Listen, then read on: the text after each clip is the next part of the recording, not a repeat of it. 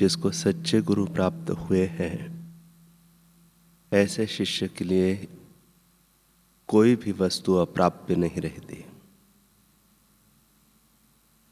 आप अपने इष्ट देवता को गुरु कृपा के द्वारा ही प्रत्यक्ष मिल सकते हैं।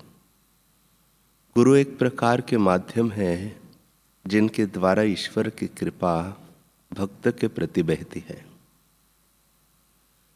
सच्चे गुरु की अपेक्षा अधिक प्रेम बरसाने वाला, अधिक हितकारी, अधिक कृपालु और अधिक प्रिय व्यक्ति इस विश्व में मिलना दुर्लभ है।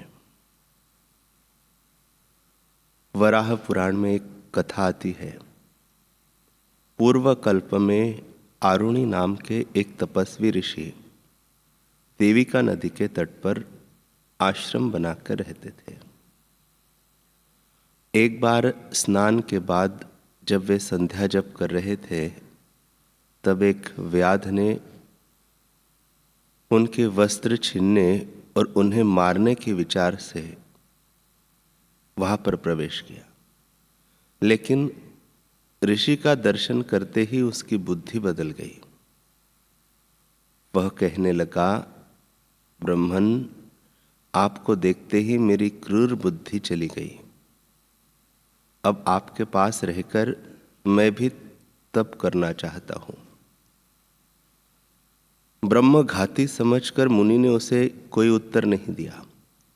फिर भी वह व्याध मन ही मन उन्हें गुरु मानते हुए वहीं रह के साधना करने लगा। एक दिन मुनि स्नान हेतु नदी के जल के भीतर गए, तब एक बाघ मुनि को मारने के लिए उद्यत हुआ।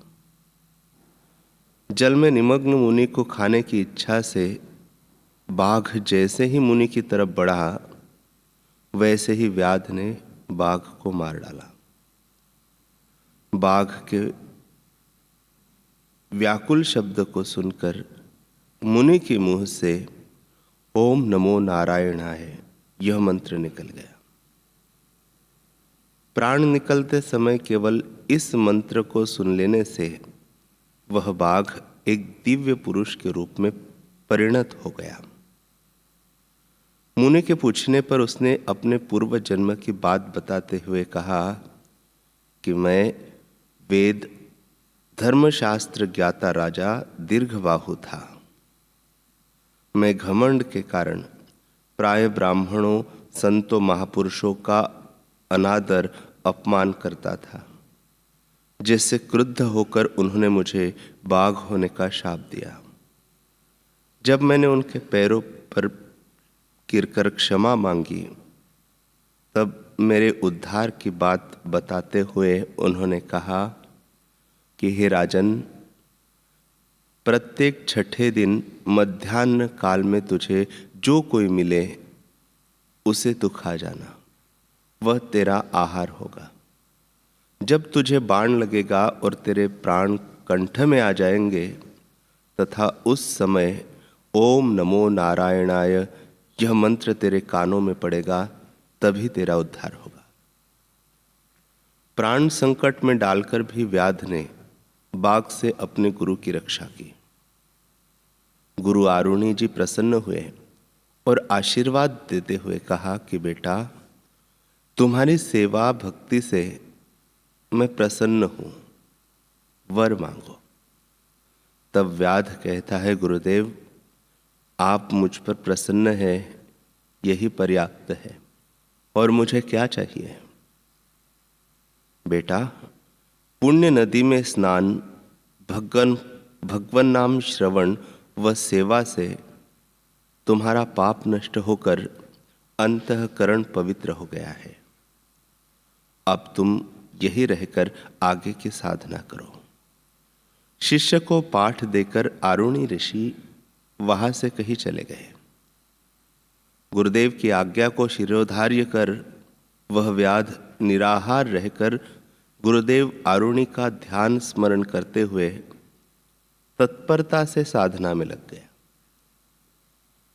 उसके शरीर में केवल हड्डियां ही शेष रह गई थी, पर ध्यान भजन का तेज उसके मुख पर स्पष्ट दिखाई दे रहा था। उसकी परीक्षा हेतु एक दिन मुनिवर दुर्वासा जी वहां पधारे। उन्हें देखकर व्याध ने उन्हें प्रणाम किया एवं अतिथि बनने के लिए निवेदन किया। संकल्प को साकार करने का सामर्थ्य देने वाली अंतःकरण की शुद्धि, इंद्रिय संयम, तपोबल व्याध में कितना जागृत हुआ है, यह जानने हेतु महर्षि ने जो गेहूं एवं धान्य से भली भांति सिद्ध अन्न खिलाने की अपेक्षा रखी। व्याध चिंता में पड़ गया कि इस एकांत में यह सामग्री मैं कहां से लाऊं। इतने में एक सोने का पवित्र पात्र आकाश से गिरा। व्याध ने उसे उठा लिया और भिक्षा मांगने के लिए वह जैसे ही जंगल के निकटवर्ती नगर की ओर जाने लगा, तभी वृक्षों में से एक के बाद एक वन देवियां वहां पर आई, जिनके हाथों में स्वर्ण पात्र थे जो विविध दिव्यान्नों से भरे हुए थे। वन देवियों ने दिव्यान्नों से भिक्षा पात्र को भर दिया। व्याध वापस आया और उसने महर्षि से चरण धोकर भोजन हेतु आसन ग्रहण करने की प्रार्थना की। पुनः तपोबल की परीक्षा करने के विचार से दुर्वासा ने पैर धोने हेतु नदी में जाने के लिए असमर्थता बताई। व्याध ने मन ही मन अपने गुरुदेव का स्मरण किया और देवी का नदी का भी स्तुति पूर्वक स्तवन किया, शरण ली। गुरु भक्त व्याध की सेवा सफल करने हेतु पाप नाशिनी देवी का नदी मुनि के आगे प्रकट हो गई। यह देखकर मुनिवर के मन में बड़ी प्रसन्नता हुई। उन्होंने हाथ पैर धोकर व्याध के श्रद्धापूर्वक दिए हुए अन्न को ग्रहण किया। महर्षि दुर्वासा ने व्याध को ब्रह्म विद्या, वेद और पुराणों का ज्ञान प्रत्यक्ष होने का आशीर्वाद दिया और नवीन नामकरण करते हुए कहा, तुम अब ऋषियों में अग्रगण्य सत्यतपा नामक ऋषि होगे। अब तुम्हारा पूर्व काल का अज्ञान शेष नहीं रह गया। इस समय तुम्हारे अंतःकरण में शुद्ध रूप अविनाशी परमात्मा निवास कर रहे हैं। मुने, इस कारण तुम्हें देव, वेद और शास्त्र भी भली भांति ज्ञात हो जाएंगे। संत दर्शन, गुरु निष्ठा, सेवा साधना व गुरु कृपा का कैसा दिव्य प्रभाव कि एक नृशंस व्याध ने ऋषियों में अग्रगण्य स्थान पा लिया।